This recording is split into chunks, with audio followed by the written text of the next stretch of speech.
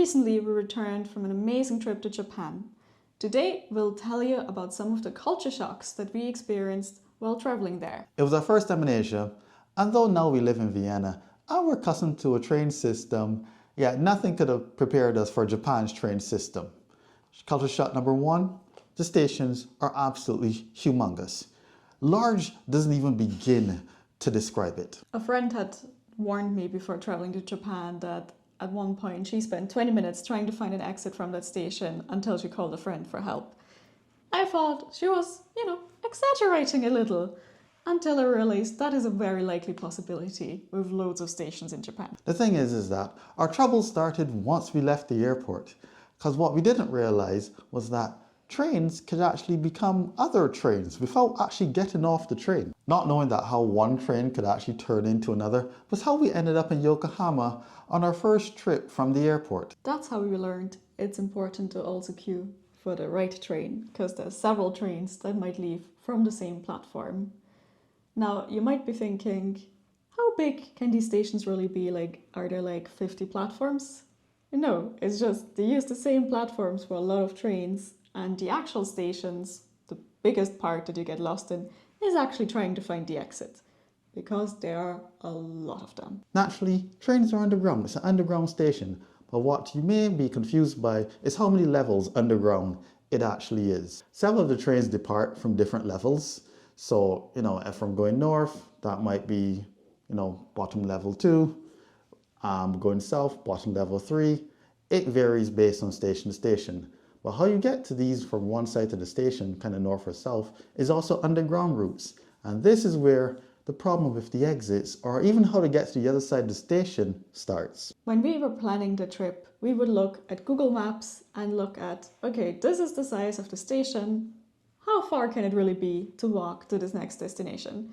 However, what we didn't understand was just the scale, the huge scale of how far these stations extend underneath the building that you see on top. You see one building on top, that's not the station. The station continues all the way underneath, under the streets, maybe connects up to the skyscraper over on the other side of the street, or even just a tunnel further down where you could literally walk for 10 minutes in a completely other direction, so far that when you surface, you can't even see the station building. The second culture shock was the language. Obviously, people in Japan speak Japanese, did study some Japanese phrases beforehand, but what I was used to from Austria is that people often when they interact with non-native speakers will kind of simplify the language. They'll talk in simple vocabulary that is the type of vocabulary you start at the beginning of learning German. I expected the same thing in Japan, that people would use simple words, not full sentences, just to try and get the point across. However, people were speaking at us in full, fluent sentences that didn't sound too different from when they were speaking to Japanese-speaking customers. So at first I was shocked and I was like, oh no, I said few words in Japanese. Now they expect me to know the entire language when that goes far beyond my ability. But after a while we realized it's just part of how the conversations flow, and it helped us actually learn some new phrases and kind of just get the vibe of how interactions work much more easier and naturally than I think it is for tourists coming to Austria. But that isn't to say that, you just stand up there dumbfounded wondering, hey, what do I say back? They know that they have this process of the words they use, but luckily there is usually this wonderful kind of printed menu diagram here. Sometimes it's in English, sometimes it's not, where you may just point at what you want and everyone kind of understands the interactions. Because along with the actual words spoken in Japanese, there are also a lot of hand gestures to kind of guide you along with what is happening. And so we kind of, from getting that full experience of how they was taught from one Japanese person to the other, we even were able to learn some of the hand gestures that help us get the point across when we were talking, but more ordering stuff rather than actual talking. Back to the topic of trains, finding them underground is one thing, but you got to get to them from the ground level. And some of these entrances, which are also the exits, are well camouflaged. You'd be using your, city map, your Google Maps, and the train station should be here. What's here? A building that just has an opening. No real notice of, hey, this is the opening of a train station. Some of the exits are just like that. A staircase that goes from street level, down several levels. One clue that can give it away is if you see a lot of people just walk into a building and you're like, it's obviously not a shop. They can't all be going there to, I don't know, live there. There has to be something there. That's usually a train station, especially if you're walking at speed, because people do walk really fast in the train stations. It's funny because on the platforms, everywhere they have these signs and even written in English, like don't run, don't rush on the platform, obviously for safety reasons. But it's like up until you get to the platform, people do rush a lot. The next culture shock is how much people love soup and kind of maybe appreciate soup a lot more as well. Usually in Austria, soup is it's like a proper sort of serving size. It'd be like served maybe before a meal, but it's like a big chunk of soup that you get served. Versus in Japan, it's usually a small side, like a couple spoonfuls, maybe has a little bit of tofu in it, a little bit of seaweeds and other delicious stuff in it. And it's more like an accompaniment to the rest of the meal, like a little bit of additional flavor, and you can have it for loads of different meals. Like we'd order sometimes meals and surprise soup comes along with the side of it. Even at the breakfast buffet, they had different types of soups that you could choose from. The next point on the list is Japanese bathrooms. This wasn't maybe so much as a shock as also an anticipation. Everyone's talked about the Japanese toilets. Of course, that was one of the things we were looking forward to try. We're excited even to see the plane had one, all the fancy buttons and everything. However, there were also a lot of other surprising things about the bathrooms. I was very positively surprised to see a lot of accessibility features. For example, that have handrails and at least one sink in each bathroom I went into that people could like hold on to or lean against if they needed. But even in the stalls, they were a bit more spacious than I'm used to. And they also had features for parents. They had like these things that you can put your baby in to sit in while you use the bathroom. But these features were not just limited to the women's bathrooms. The men's bathroom also had these facilities, though not as numerous as there would be in the women's bathrooms. I did see some bigger stalls with some of the same accessibility features and the places to hold your kid as well. But what the women's bathroom wouldn't have had were urinals. There are also urinals, hard word, which would also be kid size. Which, I mean, literally, it's down there on the floor, or your kid could use it unless you're bringing a dog in there. But, dogs don't use a urinal like that. So that didn't take that imagery of water that was out of your head. It is. Everyone who's just imagined what I just said, you can thank me. Now you can laugh at that in your own free time. But yeah, it was great that, it was able to have these accessibility features. They're in the men's bathroom as well, urinals and the sink. But one thing that the wine had less of in hers that there seems to be more of in the guys is the actual, the machines to kind of dry your hands. Maybe I'm misremembering, but I remember them being more of them in the men's rooms. Yeah, I remember constantly be standing there with my wet hands being like, what do I do with this now?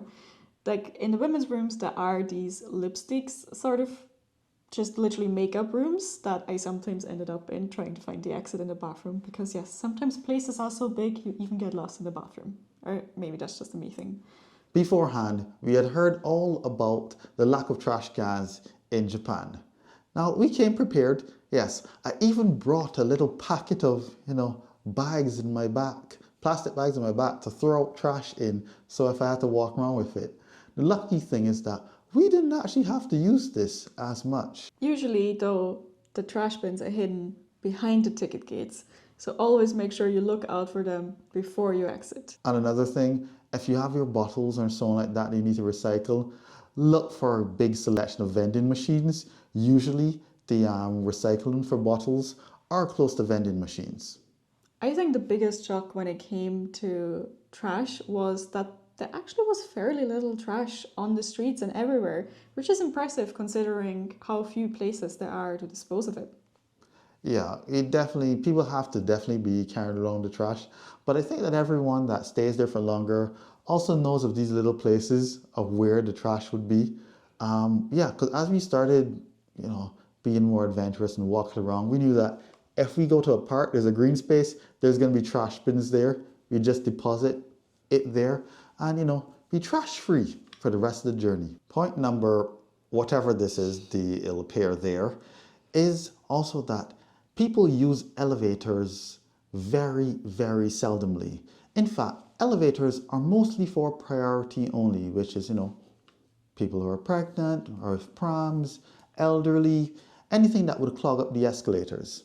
And you heard me correctly, escalators are sometimes the main use of traveling up and down flights of floors in buildings.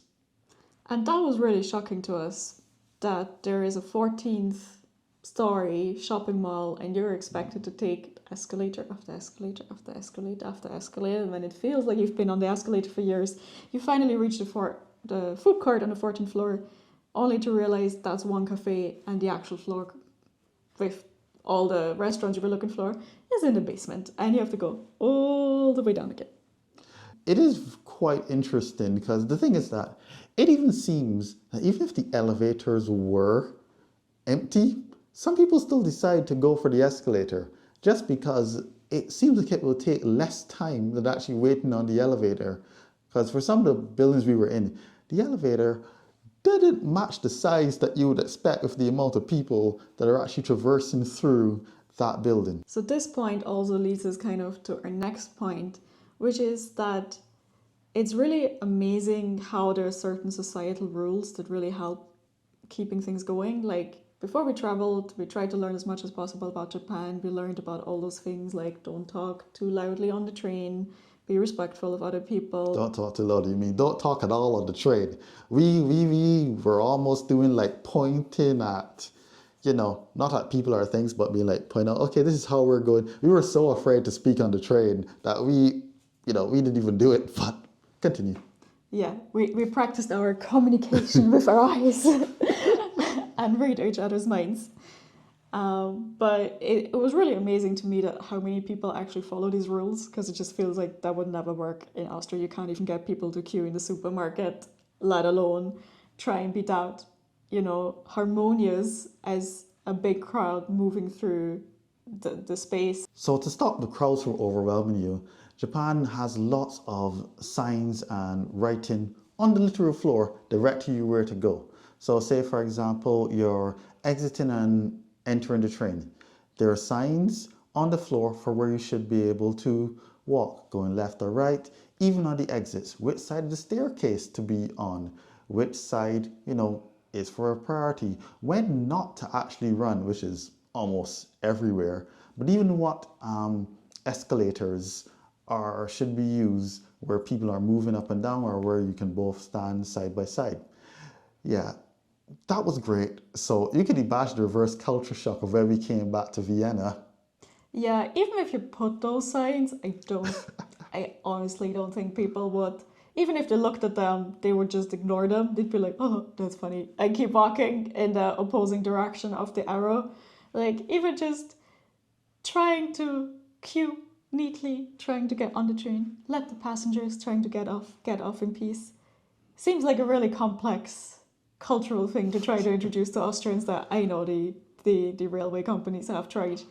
And that certainly was a culture shock after just how smooth that process was in Japan. I would say that definitely a lot of Japanese society, especially based on the amount of people, runs on these rules because it just looks like if it would be chaos otherwise. I mean, I think that's the beauty of it. And I think that's the main, a beautiful summary end to this culture shock video, that I think that because of the amount of people there in the cities, etc., they've really come up with different ways of their culture, the way they speak, the way, there seems to be an order to everything. And even looking out for others that helps being around so many people not be overwhelming, because Trust us. I think if I had to be around that many people in any other part of the world, I'd be nervous. So here's a bonus culture shock because it truly was shocking to me and I'm still not over it. Even though everyone is really polite on trains, people try to make space to let more people come onto the train. I noticed that we practically never saw anyone get up and offer a seat to an elderly person or someone with the red text that signaled that they have an invisible disability. And that was just absurd to me. There was one point where I didn't have a seat, I tried to just make some more space for an elderly woman to stand. And she seemed so grateful. And I'm like, who hurt you? Like, why? How mean are people to you that you're this shocked? And like, I thought at first it was because I was just being confusing, trying to communicate with her, or she didn't expect tourists to act this way. But the longer we went on, I realized because I looked around and none of the people sitting, the local people, were offering their seat to this woman who was clearly struggling to stand. I might be devil's advocate and be like, you know what? People aren't really looking around and so on like that. But no, it is an actual thing. You know, it is usually that you see people like this, you're kind of looking out to be able to do it. And I think the fact that I see more signs about letting people sit than I see to be quiet on the train probably means it's something that they're trying to encourage people to be able to do. So we hope you enjoyed this video. Let us know if you've experienced any culture shocks traveling to another country. And make sure to subscribe because there'll be more videos about Japan, Austria, and wherever else we go. Yeah, though not for the rest of this year. I think we're done traveling for now. Yeah, lots of planes this year. Was great fun. But yeah, this means that I guess we're in Austria now. Get ready for more Christmas content. I know it's coming up, but for now it's too early. I haven't heard my Mariah Carey in my ears yet, but when she starts to singing, we'll start visiting the markets. Until next time, bis später. Bye.